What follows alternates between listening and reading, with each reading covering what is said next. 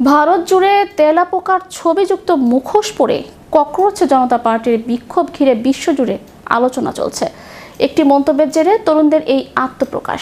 তবে ভারতের মুসলিম যুবকদের এই আন্দোলন থেকে দূরে থাকার আহ্বান জানিয়েছেন তাদের সম্প্রদায়ের নেতারা, যাতে নাগরিকত্ব সংশোধনী আইনের মতো পূর্বে তিক্ত আন্দোলনের পুনরাবৃত্তি না ঘটে।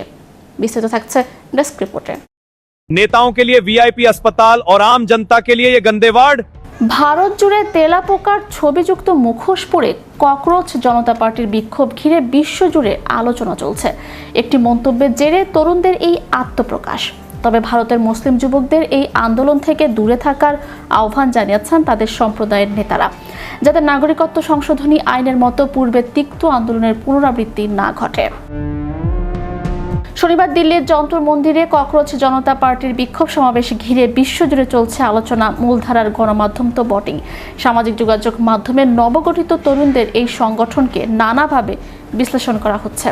কেন 6 বছর আগের আন্দোলনের উদাহরণ টেনে এমন সমাধান? সেই সময় কি হয়েছিল?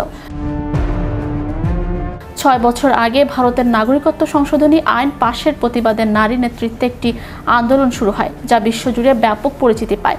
তবে শান্তিপূর্ণ এই আন্দোলনের ফলে পরবর্তীতে দেশটিতে তীব্র সামাজিক রাজনৈতিক মেরুকরণ সৃষ্টি হয়। দিল্লি এবং আসামের সহিংসতায় প্রাণহানির ঘটনা ঘটে। সংখ্যালঘু সম্প্রদায়ের মধ্যেও এক গভীর সংকট তৈরি হয়।